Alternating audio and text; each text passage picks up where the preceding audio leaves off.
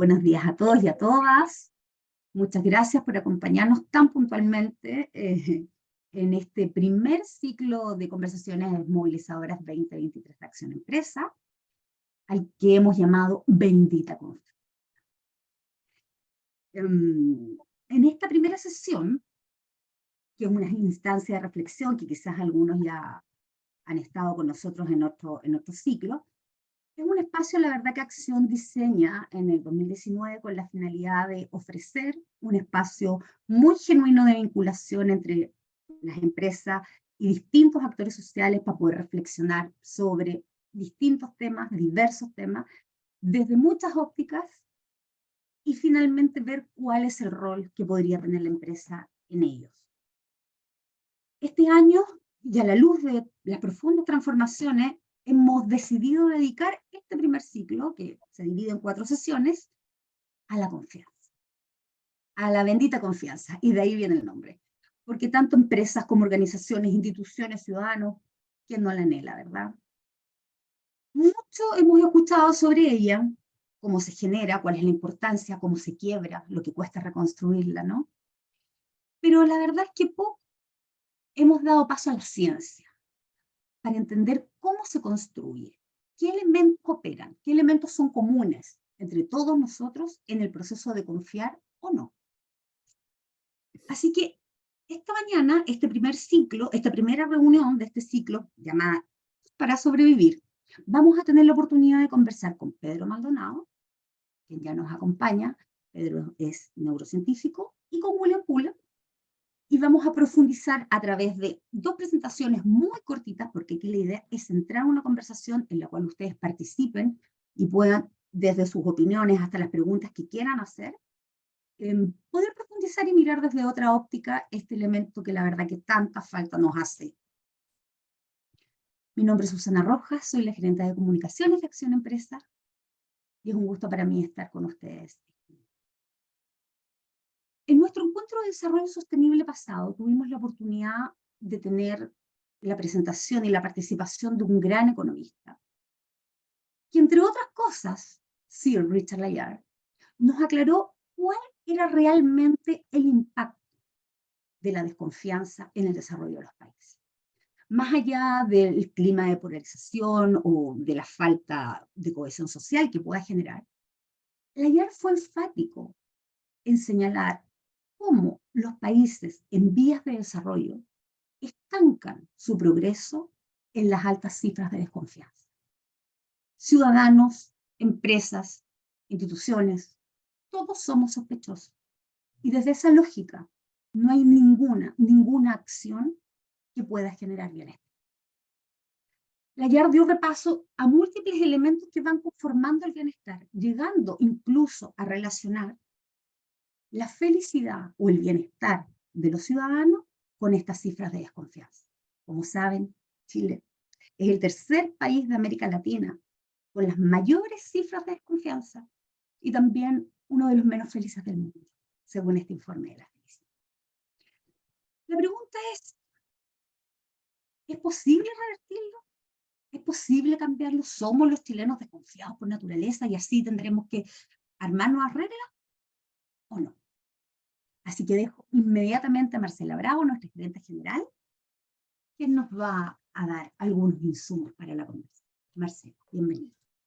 Gracias, Su. Hola, bueno, muy buenos días. Qué gusto verlos y verlas hoy día, esta mañana. Muchas gracias por acompañarnos nuevamente. También gracias a Pedro, a William, que vayan a compartir sus conocimientos, su experiencia sobre este tema, que de verdad es base fundamental para realmente poder transformarnos y poder salir adelante. Y por eso nosotros, como decía la Su, el 2019 empezamos a conversar temas que primero comenzamos por querer tener compartir esta incertidumbre en la que estábamos metidos y poder obtener conocimientos, pero también nuevos aprendizajes. Nada de esto, de lo que nos sucedió en el 2019, nadie estaba preparado, y por eso estas conversaciones movilizadoras han servido para ir poniendo unas bases que nos ayuden a ir construyendo estas empresas, principalmente a transformar las empresas, que nosotros queremos los negocios en sostenibles. Ahora, Acción lleva 22 años en eso, buscamos mejorar la vida de las personas a través de la sostenibilidad de las empresas y tenemos más de 120 empresas que lideran este cambio de paradigma desde sus propios aprendizajes en común. Y por eso hoy día tener la oportunidad de aprender de un tema base como es de la confianza, para nosotros es fundamental. Hay un estudio reciente de Ipsos que se llama Confianza Interpersonal en el Mundo, que lo realizó el 2022 en 30 países, y lamentablemente Chile es el tercer país de Latinoamérica con los niveles más bajos de confianza entre las personas, con un 20%. O sea, poquísimo, el 80% no confía en las demás personas. Y cuando le consultan por los líderes, las cifras son aún peores. Solo el 14% confía en los líderes y el 7% en los líderes políticos. O sea, realmente cifras muy, muy lamentables.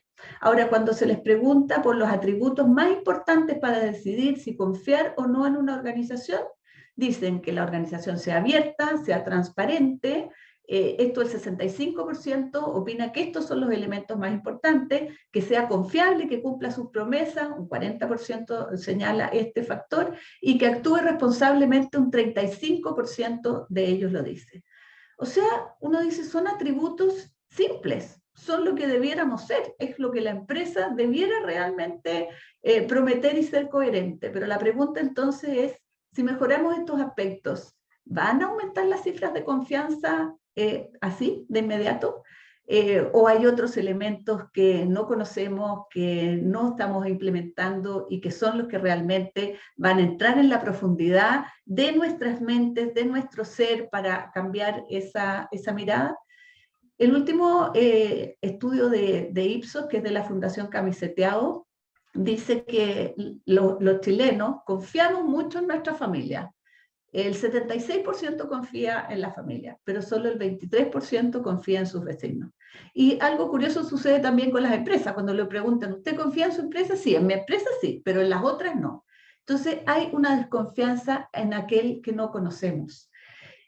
Bueno, estamos en una transformación que es muy profunda, sabemos que estamos en una depresión económica mundial, este primer trimestre va a ser muy duro económicamente, ha habido un retroceso muy grande en términos de desarrollo y progreso, especialmente en los países más pobres, y hay una transformación total también en la manera en la que trabajamos, producto de la pandemia, de la digitalización, etcétera, y todo eso nos desafía a generar conversaciones que sean profundas, en las que las empresas tengan un rol central. Y por eso nos preguntamos cómo construir una nueva confianza entre empresa y sociedad basada en nuevos paradigmas. O cómo construimos un Chile con una aspiración común, donde todos peleemos o luchemos y trabajemos por lo mismo. Eso resulta urgente. Bueno, esta es la invitación que queremos hacerle en este nuevo ciclo de empresas, de Acción Empresas, perdón, donde queremos invitarlo a explorar en profundidad las claves de la creación de la confianza en 4 ejes: confianza con los clientes, con los colaboradores, con las comunidades y con los proveedores, a través de la ciencia y con un marco conceptual y práctico que explica estos fenómenos con rigor y profundidad a la luz de la investigación que ha realizado PID, quienes en alianza con Acción han preparado con mucha dedicación, con mucho cariño y con mucho compromiso estas sesiones. Así que muchas gracias y los invito ahí a que sea una sesión muy provechosa. Muchas gracias. Muchas gracias, Marcela. La verdad es que las cifras que nos aportan son bastante reveladoras y pueden encontrar todos estos estudios para revisarlos con mayor profundidad en nuestra página web. Y aprovecho también la ocasión de agradecer a Ipsos, quien es parte de la redacción y que siempre nos está insumando con las últimas tendencias en diversas materias para siempre tener una visión fresca de cuáles son las percepciones ciudadanas. Pero sin más detalle, quisiera presentarles ya a nuestros invitados de esta primera sesión, Estos para sobrevivir, con la que inicia este ciclo. Así que quisiera darle la bienvenida, saludar y agradecer la presencia de Pedro Maldonado. Pedro es neurobiólogo de la Universidad de Chile, No quisiera dejar de mencionar que estudió en la Facultad de Ciencias junto a Francisco Varela y Humberto Maturana, dos tremendos próceres. Posee una destacada trayectoria académica en neurociencias y hoy lidera, junto a otros colegas, el Laboratorio de Neurosistemas de la universidad, donde también es profesor titular de la Facultad de Medicina. Pedro nos compartirá brevemente el por qué la neurociencia puede explicar el cómo somos. Bienvenido, Pedro, muchas gracias. Hola, buenos días a todas y todos. Muchas gracias por esta invitación. Aunque aquí en el ambiente estoy un poco como pez fuera del agua, pero les voy a contar un poco y creo que puedo compartir entonces.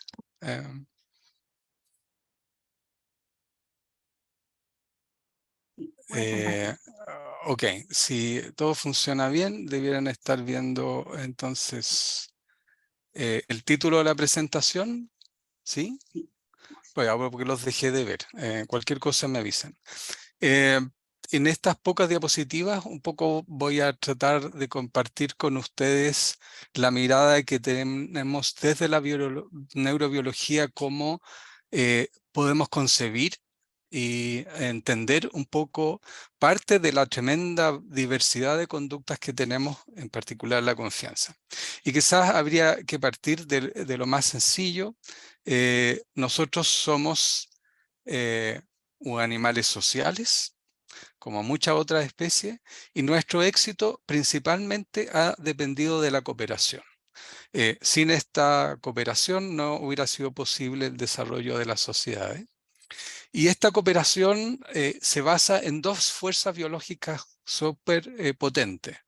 Por un lado, el altruismo, es decir, la propensión de contribuir al bienestar colectivo, y por otro lado, al egoísmo, porque nuestra biología también nos fuerza a mantener nuestra integridad física y psíquica. Y gran parte de estas conductas, o casi todas las conductas que observamos, es producto de un cerebro que es compartido entre todos los animales, y ustedes ven aquí a la izquierda una diversidad de animales, y a la derecha lo que ustedes ven es el cerebro de distintos tipos de animales.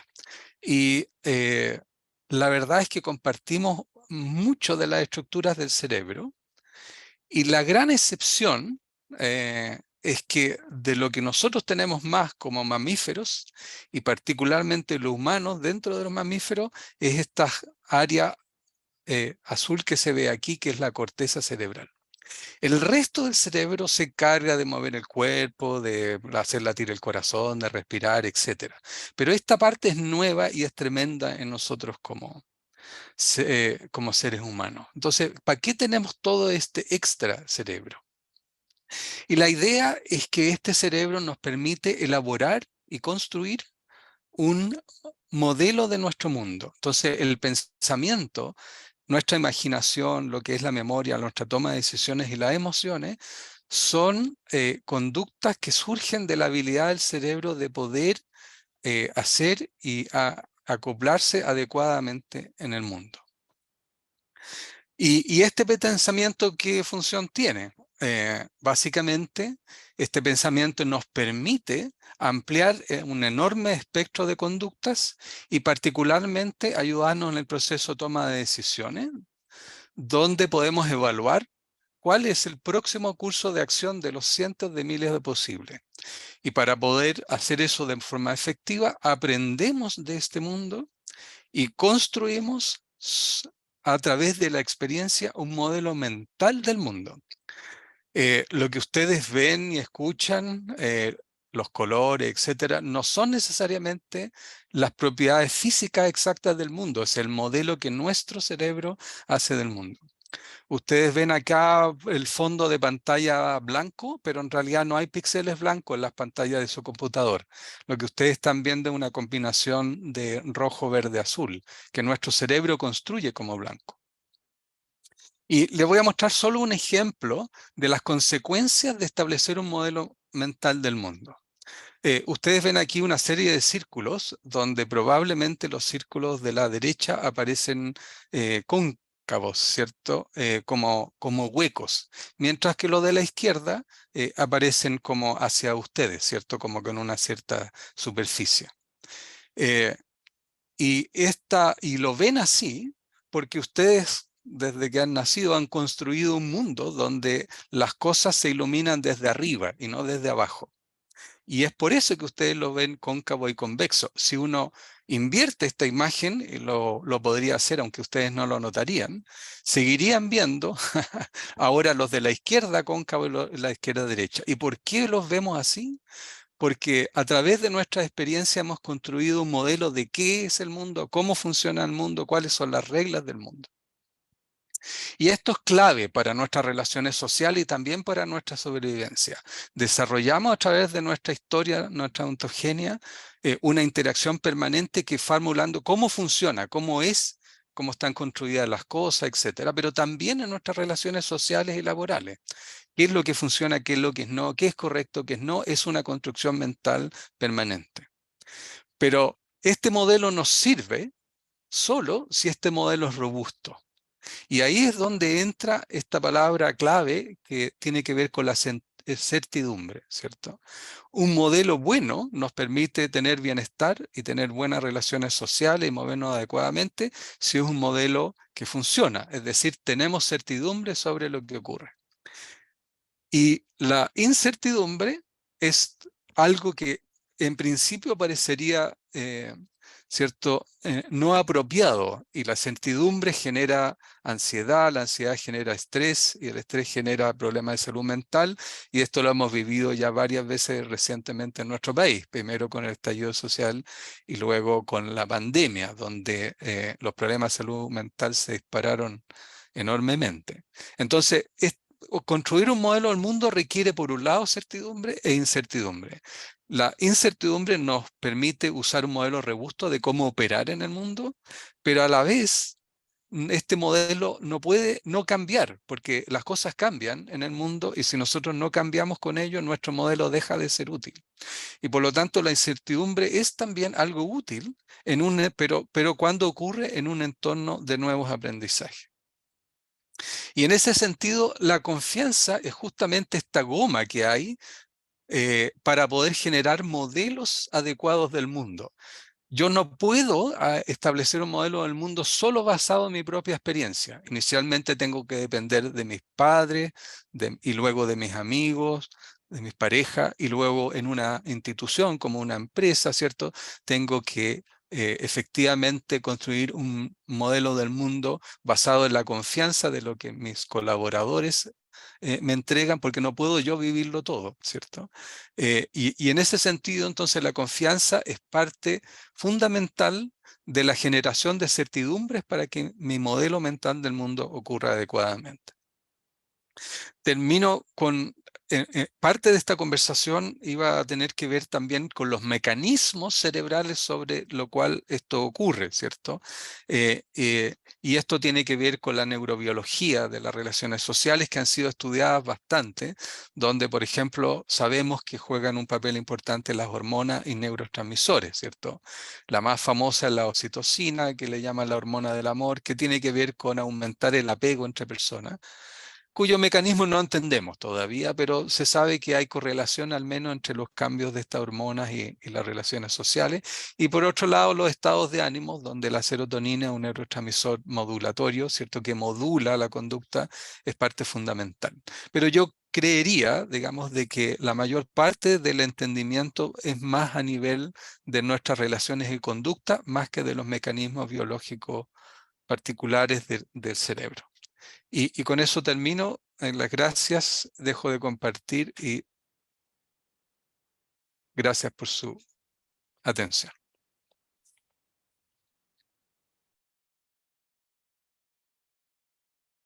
Wow, en muy poquititas láminas, pero la verdad es que nos dijiste tantas cosas. Imposible no acordarse de Maturana, ¿no? Somos seres por naturaleza gregarios, colectivos, necesitamos al otro para poder sobrevivir.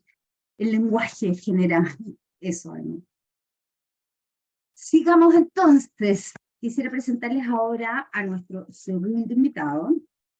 Muchos de ustedes ya lo conocen por larga trayectoria.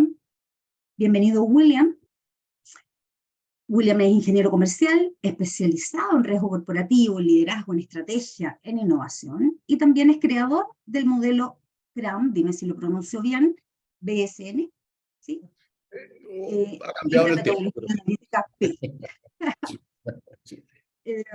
Socio fundador de Pullen y Dockenford, por ahí veo a la Martita, es la otra socia de Pullen y Dockenford, que es una consultora especializada en riesgos empresariales, que trabaja a través de modelos de gestión y métricas que ayudan a las empresas a responder a crecientes desafíos. Así que, William, 7 minutos también. Muchas gracias, Susana. Mientras comparto la pantalla, solo quisiera reconocer también a mi equipo. Esto no es solo yo, hay mucha más gente involucrada.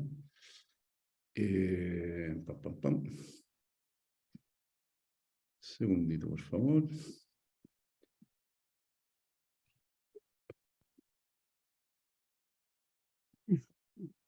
Ay. ¿Por qué no logro ver la parte de abajo? Cosas de la tecnología. Espera. Modo presentación, yo creo que podría ser. Eso No. lo estoy buscando. Ahí lo encontré. ¿Ahí sí? Ya. Perfecto, ahí está perfecto, William. Muchas gracias por la introducción, muchas gracias por todo. Para nosotros ha sido un camino larguísimo llegar acá, muy largo y bastante solitario, y esto además tiene que ver con un equipo de gente que ha creído en nosotros, que nos ha apoyado, que ha estado siempre presente, desde luego la Martita, Sergio Godoy, la Marcela Godoy y tanta otra gente que nos ha acompañado generosamente, desinteresadamente para poder llegar acá. Habiendo dicho eso, ¿qué es la confianza? Es una pregunta elemental y difícil de responder. Y nos demoramos, bueno, hay muchas definiciones, podemos ir a los académicas, prácticas, pero no había ninguna que a nuestro juicio como que satisfaciera la necesidad de entender qué era lo que estaba pasando aquí. Y de eso solo voy a leer esta lámina y después pasamos a las conceptuales que las vamos a explicar un poco, pero desde el punto de vista de leer les doy la lata con esto. Para partir. Entre personas sanas y buenas, la confianza es función del bienestar. Si mejora el bienestar de alguien, serás más confiable para esa persona y entonces colaborará contigo. Si le provocas malestar, desconfiará y se alejará de ti. Simple y claro. Y parto diciendo personas sanas y buenas, porque Pedro hizo mención a los temas de salud mental. Y hay muchos temas de salud mental que son algunos coyunturales y otros que son de base. O sea, hay estilos de personalidad o trastornos de personalidad que también influyen mucho en esto y son porcentajes importantes de la población que tienen estos rasgos. Entre 5 a 8% por la parte, y podemos seguir, sigamos añadiendo más, pero lo que quiero plantearles es que es un tema central para entender por qué la gente también desconfía. Pero no vamos a abordar eso ahora, pero dejarlo presente. El bien común, la empatía y la conexión son el camino hacia la confianza. El egoísmo y la manipulación son su destrucción. Ninguna persona, empresa o sociedad es capaz de sobrevivir y prosperar a largo plazo sin una dosis de confianza, una sana dosis de confianza entre sus miembros, puesto que ella posibilita la colaboración y la magia de la vida. Magia de la vida. La confianza, por lo tanto, es un sistema fisiológico, racional y social de guías al bienestar. Es amplio y es específico. No es una sola confianza. Hay muchas confianzas dependiendo del rol en el cual nos estamos enfocando. Yo puedo confiar en un Pedro para que sea mi maestro, me opere el cerebro, pero no para que arregle mi auto, por decir una lecera. Y cómo vemos la vida, cómo vemos lo que está pasando con el mundo, creo que partimos de esta revolución industrial, sumándome a lo que planteaba Pedro, desde el punto de vista de la sociedad organizada. Luego viene esta gran revolución digital, que tiene que ver con la información, las redes y todo lo que estamos viviendo. Luego creemos que estamos sentados en una evolución, no quiero ponerlo en términos de revolución, una evolución social, que tiene que ver con el capital social y la confianza, y creemos que en el futuro, ¿para dónde vamos? Es una evolución hacia el bienestar, en términos generales. Y eso probablemente resolvería mucho los problemas o las complejidades que hoy día estamos viviendo. Los temas sistémicos, ambientales, sociales, políticos, etc. Haciéndome cargo de la parte de Pedro, lo que mencionaba respecto a las neuronas, a los neurotransmisores y las hormonas, nosotros desarrollamos esta lámina, esta aproximación que tiene que ver con la fisiología de la confianza. Y la fisiología tiene que ver con el sistema nervioso central y sus dos grandes formas, sus grandes estados, el estado simpático y el estado parasimpático. Y acá la idea es como que se cruzan. En estado simpático estamos aquí, en modo supervivencia, donde sentimos sector y amenaza, defensa y rechazo, los neurotransmisores presentes tienen que ver con el cortisol, la adrenalina y la noradrenalina, se produce una gran activación emocional de defensa, y se produce esta llamada reacción de pelear o correr. Cuando uno está sometido a estrés, amenaza, temores, domina esa situación con ese tipo de neurotransmisores que generan a su vez todos estos estados, sensaciones y respuestas, que por el otro lado, cuando nos vamos al modo de crecimiento, vale decir, cuando estamos en un estado de confianza con respecto a nuestro entorno, nuestras relaciones o en el sistema en que estamos operando, podemos habitar desde el sistema parasimpático y habitar desde el agrado, desde la conexión, desde el amor, desde la colaboración. Y eso se produce a través de lo que Pedro menciona como la oxitocina, la hormona, que es principalmente la hormona del amor y de la conexión y de las relaciones, lo que te permite colaborar con gente. También está la dopamina, la serotonina y hay algunos más.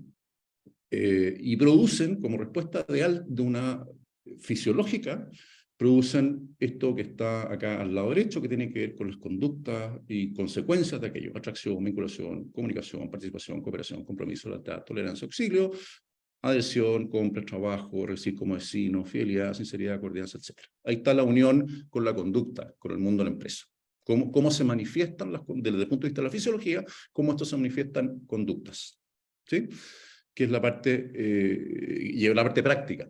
Cómo esto se traduce en cosas, no solo desde el punto de vista de cómo nos sentimos, sino que cómo actuamos. Luego,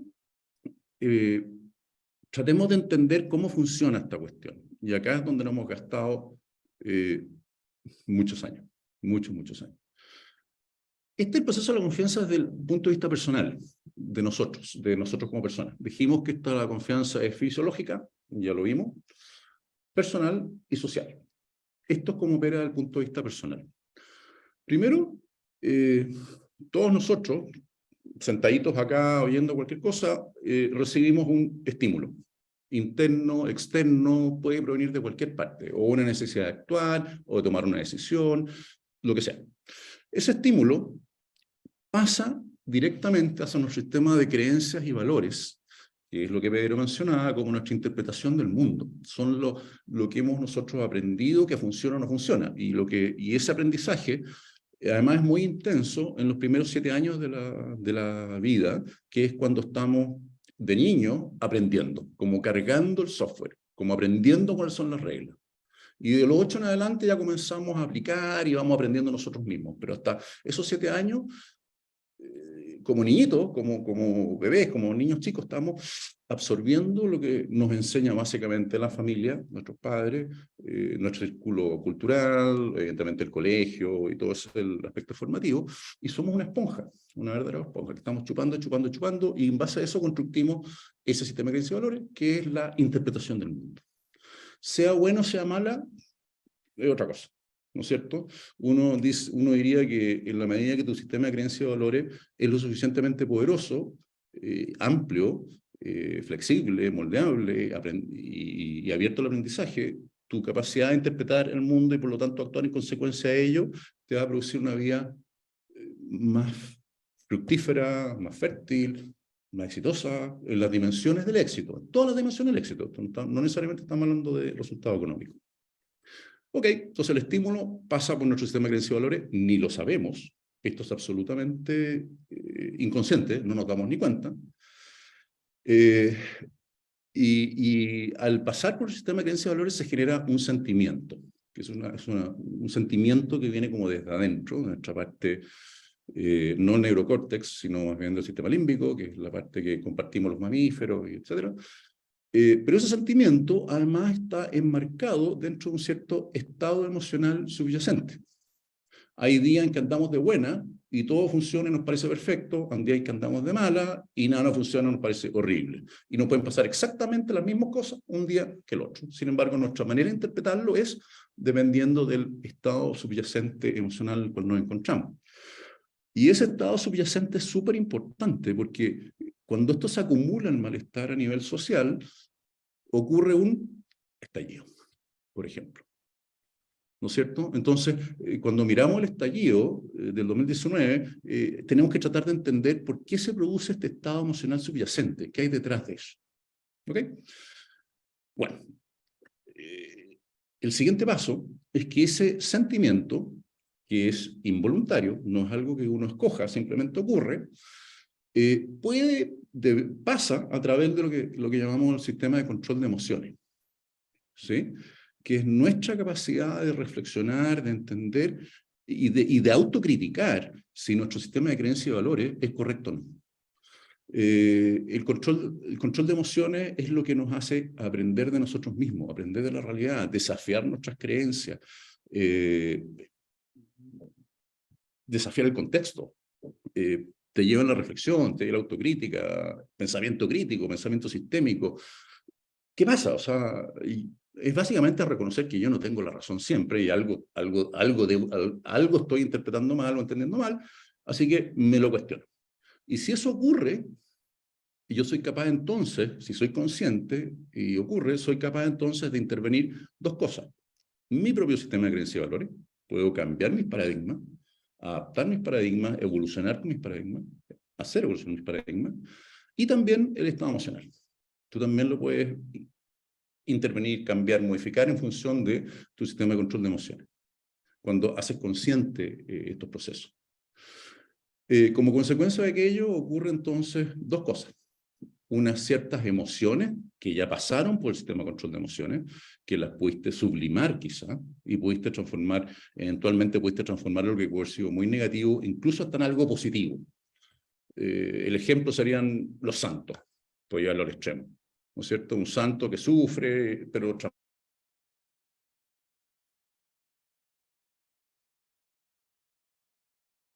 la emoción, que son extraordinariamente rápidas, instantáneas, que la razón, ocurre un razonamiento.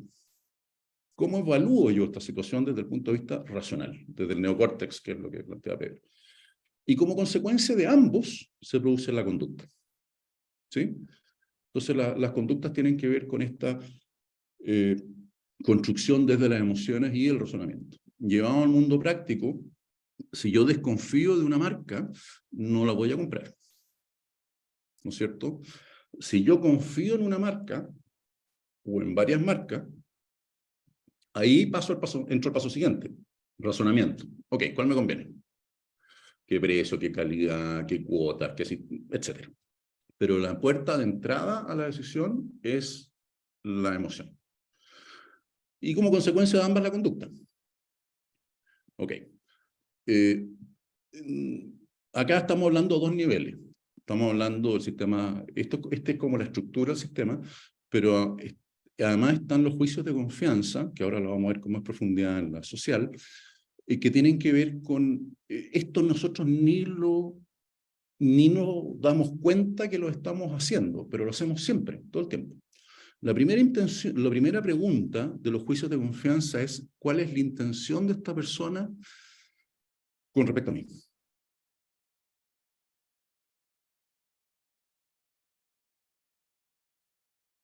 Intenciones conmigo, avanzo a afinidad, luego comunicación, luego no de competencia comercial, sino de competente, luego integridad. Y como consecuencia de todo aquí, de este juicio de confianza, llegamos a el nivel de confianza, la confianza en sí misma, como un estado, como una emoción que me provoca esta persona, o este estado, o esta situación. Y más allá de la confianza, hay más cosas. está la estima, y ya nos metemos en un mundo que es más personal incluso, pero ya nos metemos en el rango o en el estado del amor, de las relaciones profundas. Otra cosa, pero desde el punto de vista del mundo de las empresas, yo creo que aspirar a que, yo como empresa, aspirar a que alguien me estime es mucho. Yo creo que aspirar a que la gente confíe en mí, perfecto. Es el objetivo. En mis relaciones personales yo puedo aspirar a la estima, pero una relación laboral, empresarial, no. Me parece que es mucho. Como que está fuera del ámbito del juego. Ahora entonces, bueno, y esto está, evidentemente todo esto está circundado en el contexto del ego, la autoestima, la personalidad, el nivel de empatía y los trastornos que todos acarreamos en nuestra vida desde chicos. Y todo esto modela entonces nuestra forma de conducirnos a nivel personal. Ok, vámonos entonces a confianza desde el punto de vista social. Si este es el proceso personal, ¿cómo aplicamos a esto a nuestras relaciones con empresas, organizaciones, instituciones, etcétera, otras personas? Llevémoslo al mundo institucional.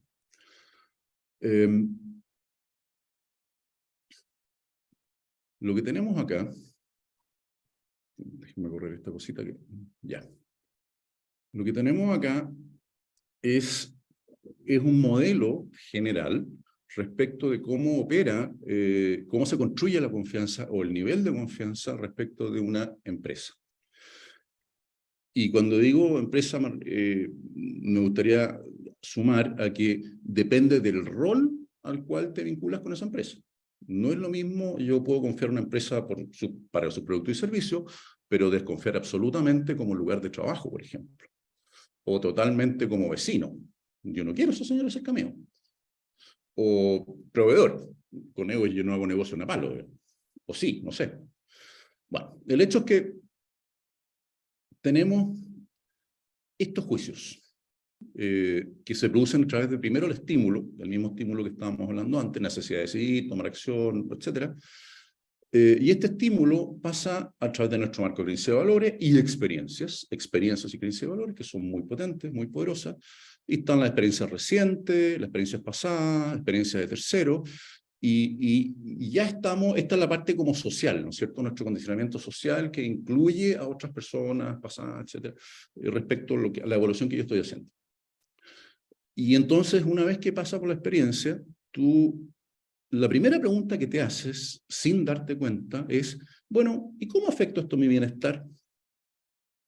Esa es la pregunta base de la confianza. ¿Cómo afecta esto mi bienestar? Si esto afecta positivamente, yo probablemente voy a confiar. Si afecta negativamente, con seguridad no. Entonces, ok, ¿cómo afecta mi bienestar? Tiene dos niveles. Enmarcado siempre en el estado emocional base, emociones subyacentes que conversamos. Acá está el malestar general y la conflictividad. Malestar general son esas emociones subyacentes enormes. Y evidentemente también entran las características cognitivas de la persona, las variables sociodemográficas, valores, sesgos, creencias y expectativas, todo como el marco estructural y situacional en que la persona está construida, está viviendo. Y tenemos estado emocional, y aquí ocurren entonces estos dos niveles de juicio, de evaluación. Un nivel racional, el juicio racional, que uno se mete inmediatamente, evidentemente caemos en la estructura de la relación o del rol en el cual nos estamos relacionando. La calidad de los productos y servicios, con todo lo que eso significa. Mi relación con la comunidad, con todo lo que eso significa, todas las variables que eso entran en la ecuación. Medio ambiente, con todo lo que eso significa, todas las variables que son relevantes, que explican o que son sensibles. Y gestión. ¿Cómo se opera? ¿Cómo opera esta persona? Un poquito, y aquí como que se ven reflejadas las preguntas que tú misma contaste, Marcela, al comienzo respecto a lo de Ipsos, cuando le preguntaban a la gente, tienen que ver con todo eso. Adicionalmente, pero eso es un juicio racional, es el neocórtex, en la parte de afuera del cerebro. Y ahí estamos usando, es un juicio voluntario, lento, usa información, usa detalles, requiere esfuerzo, requiere orden, trata de ser preciso, es analítico, funciona en base a lógica, certeza y razones. Sin embargo, Desde el otro punto de vista, lo que nosotros ni siquiera nos damos cuenta, ni siquiera somos conscientes de que está ocurriendo, es que estamos tomando una decisión en base a nuestro juicio intuitivo emocional, que tiene que ver con el sistema límbico, que tiene que ver con la parte más,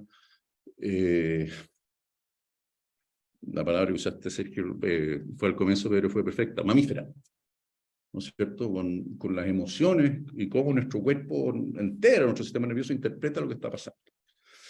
Y nuevamente, este juicio emocional es inconsciente, es automático, se maneja con la ambigüedad, se fija en el contexto, busca consistencia, busca patrones, posibilidades y en base a emociones. El diálogo interno de nuestro cuerpo es en base a emociones, no en base a ideas. Y esas emociones, por lo tanto, son sumamente poderosas y predisponen a la razón. Lo que yo estoy planteando aquí básicamente es que decimos que somos animales racionales, o siguiendo Descartes, pienso, luego existo. No. Siento, pienso, luego existo. Esa es la forma que nosotros vemos este desafío, o la forma en que opera en que somos, digamos, que estamos formateados. Y como consecuencia de esto, entonces, el grado de confianza. Grado de colaboración, el grado, no es sí o no, es un grado. De grado de colaboración, diferencia o rechazo. Ok, ¿cómo llevamos esto entonces a un marco estructurado que nos permita administrar o entender estos procesos? Y aquí viene el modelito, digamos. Aquí está el marco contextual, ¿no es cierto? Aquí es cómo se desempeñan, cómo ocurren estas ideas. Vámonos a los modelos. ¿Cómo se hace esto? ¿Cómo se puede administrar? La confianza es específica, depende del rol. No es una para todos. No hay lo que la define, tiene que ver con el rol, desde el punto de vista del cual yo me estoy relacionando con esa persona o con esa empresa. Yo lo que le pido a una empresa es súper distinto de lo que le pido a mi vecino o de lo que le pido a la gente con la cual yo trabajo. No tiene que ver, le pido cosas distintas. Entonces, para entender el mundo de los clientes, las comunidades, los proveedores y los colaboradores, tienes que desarrollar aproximaciones específicas para cada una de ellas, que den cuenta de los aspectos relevantes del rol, de cuáles son las aspiraciones y la estructura que hay detrás de aquello. Sin embargo, entre todas, está este concepto de capital social, que esta es nuestra definición de capital social, que tiene que ver con experiencia, satisfacción, recomendación y confianza. ¿Sí? ¿Por qué no solo confianza? Porque en el mundo de las ciencias sociales, las definiciones no son exactamente precisas, no es como en la física, en la biología, en la química, donde las definiciones son exactamente precisas y afinadas. Aquí son elásticas. Entonces tú tienes que buscar una aproximación que dé cuenta de la amplitud del fenómeno. Porque eventualmente, como este es un tema que pasa por la razón, yo te puedo decir, lo que yo entiendo por confianza puede ser distinto a lo que tú o como nosotros entiendes por confianza. Entonces tenemos que usar un marco contextual más amplio para poder tener un set de indicadores robustos que den cuenta de manera amplia del efecto que estamos buscando por detrás. Y esos atributos son experiencia, satisfacción, recomendación y confianza. Con esos 4 elementos, William, te voy a cortar porque me quiero quedar ahí para partir con la conversa. Ya nos quedan 20 minutos. Ahí cierro. La última palabra que me queda decir. Y esas 4 cierto. atributos son comunes para cualquier grupo de interés. Tú puedes evaluar tu desempeño en cualquier grupo de interés comparativamente usando esos 4 atributos. Ese es el corazón. Ahí, listo. Por eso justo te corté ahí, porque yo sabía que ese es el corazón. No me adelante el resto de los webinars. Vamos entonces a las preguntas, porque la verdad es que estas 2 presentaciones han dado un montón de elementos para quedar un poco helado, ¿no? Con esta fisiología de la confianza un poco... me gustaría partir, bueno, primero invitarlos a todos y a todas a que compartan sus preguntas, sus apreciaciones, lo que tengan por el chat, así podemos hacérsela y aprovechar la presencia de Pedro y de William. Pero me gustaría partir inmediatamente con una pregunta que puede parecer bastante simple, pero y para ambos la misma. Y dado lo que nos ha contado Pedro y William, lo que tú acabas de mostrarnos como de manera tan concreta, me gustaría preguntarles a ambos, ¿Cuáles son los riesgos reales y concretos que enfrenta una sociedad que confía o poco o no confía en nada? O poco o nada, digamos. ¿Qué riesgos hay asociados, reales? Por favor, Pedro. Ok, bueno, gracias por tu pregunta. Excede un poco mi competencia neurobiológica porque va más de cosas sociales, pero en general voy a insistir que lo que yo pueda decir un poco se recoge del conocimiento neurobiológico que hay. Y yo diría que el riesgo es que para nosotros, como organismos que trabajan en una sociedad, tenemos que desenvolvernos apropiadamente. Y en ese desenvolvimiento tenemos que equilibrar adecuadamente un modelo del mundo que no funciona con la posibilidad de ir cambiándolo en la medida de que las situaciones se modifican. Si hay un cambio en la sociedad de cualquier naturaleza y no tenemos confianza, solo descansamos en nuestra habilidad personal de poder obtener certezas. Y eso es ineficiente comunitariamente. Tiene que haber en una sociedad organizada fuentes de confianza. Lamentablemente, como dijeron al principio, estas confianzas están hoy día por el suelo, ¿cierto? Y es relevante para la función apropiada de cualquier organización que haya fuentes de confianza apropiadas que hagan que no los individuos por sí solos tengan que buscar las certezas necesarias para que su modelo mental del mundo funcione. Y en ese sentido, claro, uno debe buscar fuentes de confianza y validarlas a través de información adecuada, relevante, certera y que uno pueda corroborar, porque y esto es lo que pasó en la pandemia es muy paradigmático en esto, ¿cierto? Porque en el fondo, ¿qué sucede? ¿Qué es el virus? ¿Cómo se contagia? ¿Qué hay que hacer? ¿Qué no hay que hacer? Y cada persona tenía una idea diferente. Y uno esperaba, ¿cierto?, de que hubiese líderes en la comunidad que dieran información certera. No había siempre, pero al menos esa era la fuente esperable de confianza para que la población pudiera. Pero si cada uno creía otra cosa, cada uno hacía otra cosa distinta y fue en parte de eso un caos. Y no tiene por qué ser distinto en distintos niveles organizacionales, en la familia, en una empresa, etc. Tiene que haber fuentes de confianza. Es claro, por eso hay alta confianza en la familia, porque la familia en general entrega a los participantes información que es concreta, clara, ¿cierto? Etcétera. Y por eso la confianza, pero a los políticos no, por ejemplo. Entonces, eso es en el fondo. El riesgo es que para poder operar apropiadamente tengamos que hacer la pega nosotros como individuos, lo que hace disminuir el altruismo y también una enorme carga en cada uno de nosotros para poder operar adecuadamente. Eso. Pero sobre lo mismo que acabas de decir, existe un modo, porque ahí estamos hablando como de una información que existe. ¿Qué pasa cuando esa información no está? No la tenemos. No hay certeza, hay confianza cuando tú declaras, por ejemplo, esa información. Estoy pensando en distintos fenómenos, pueden ser desde liderazgos, por ejemplo, que dice, yo no tengo la respuesta a este virus, por ejemplo. Pero ya Sí. esa vinculación honesta, genuina, de reconocerse a sí mismo como no sabiendo algo, genera también un vínculo de empatía con el otro. Es posible una generación de confianza no solamente del que tiene la respuesta, sino de aquel que asume no tenerla, por ejemplo. Sí, yo diría que es el otro aspecto, porque uno sí puede efectivamente generar confianza compartida en la medida que hace el ejercicio para el cual tenemos este gran cerebro, que es el pensamiento crítico. Es decir, nuestra capacidad de evaluar de manera crítica la información que recibimos y contrastarla con el otro.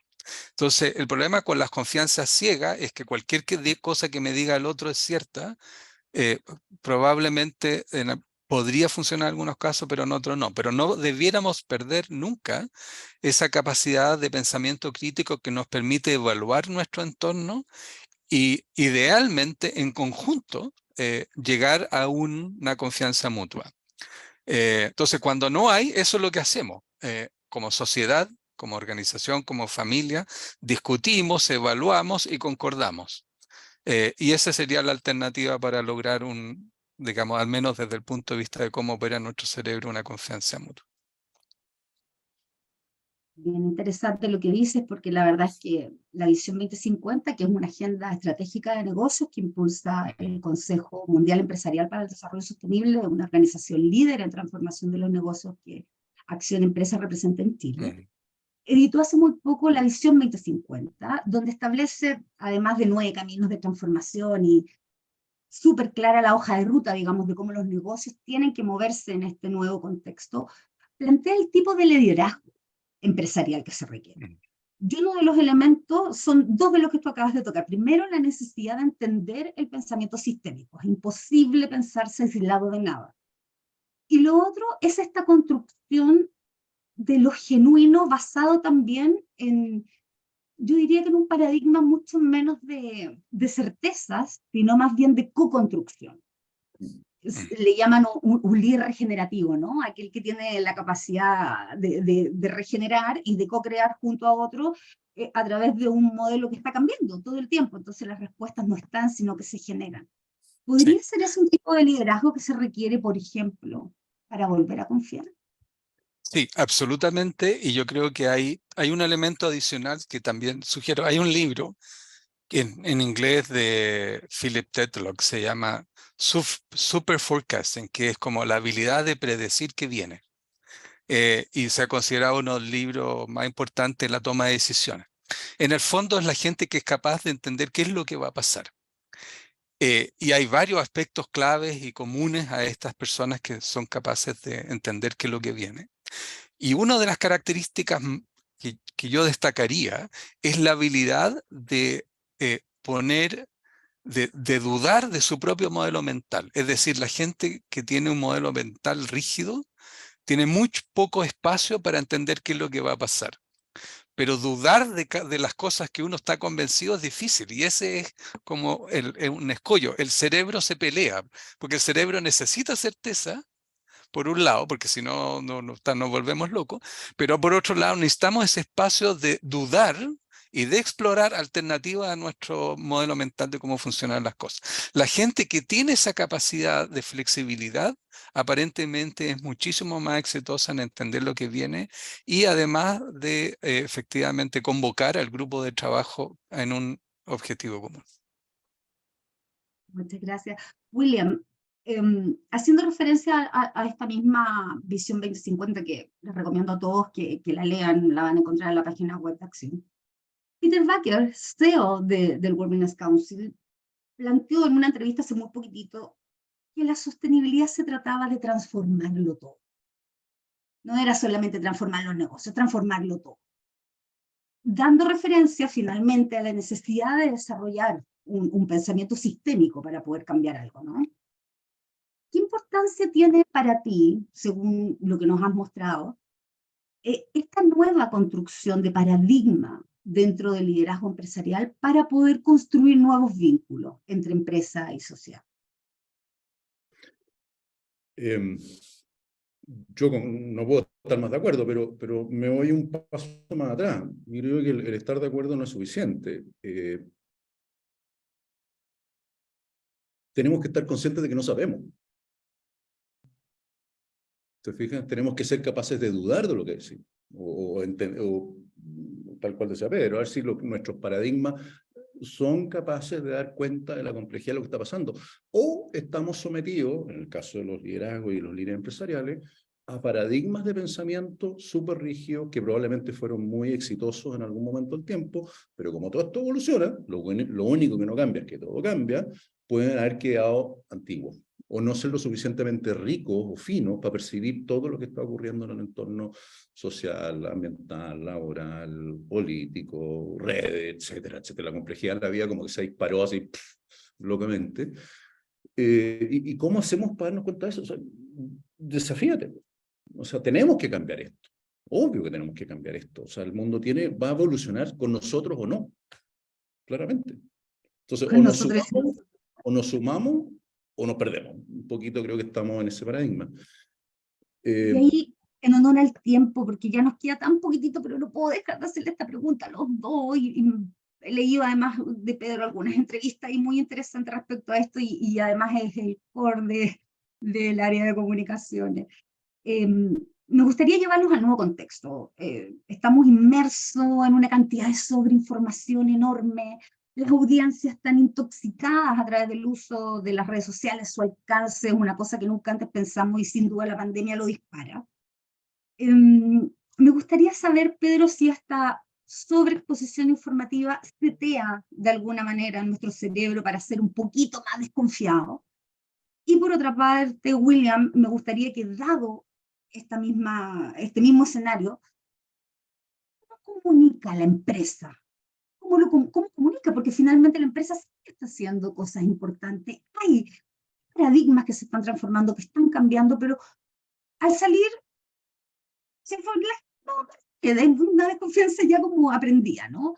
Entonces, Sí. ¿cómo comunicamos las transformaciones empresariales en esta era de sobreinformación? Y por otra parte, Pedro, este escenario de sobreintoxicación, ¿se te da de alguna manera en nuestro cerebro a ser más desconfiados o no? ¿Es William o yo empezamos? Dale, Pedro. Ya.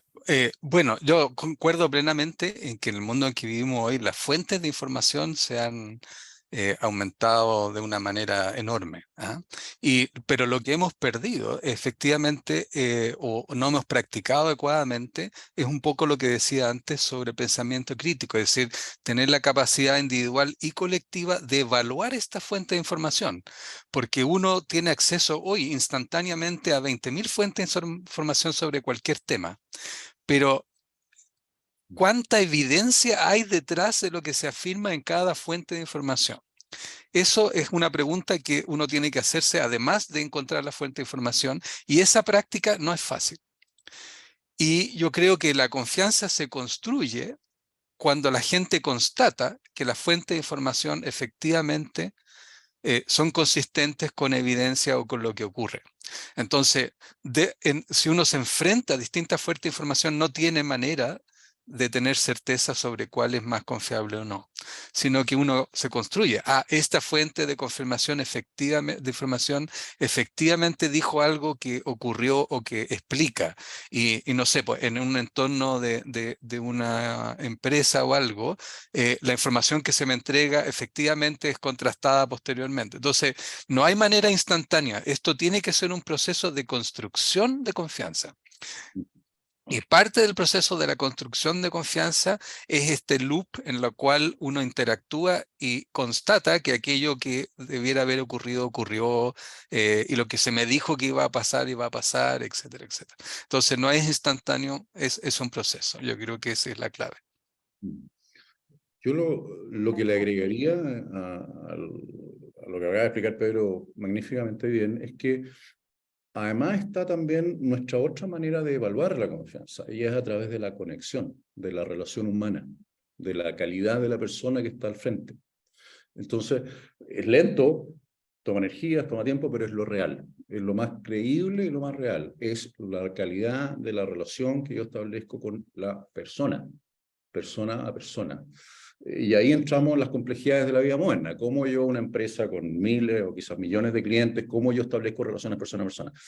Ahí están los creativos, pero no los creativos utilitariamente, digo, los creativos humanamente, entendiendo que somos personas y que entendemos con mucha claridad si esa persona me quiere producir un bien, cuál es su intención conmigo. Y filtramos al tiro.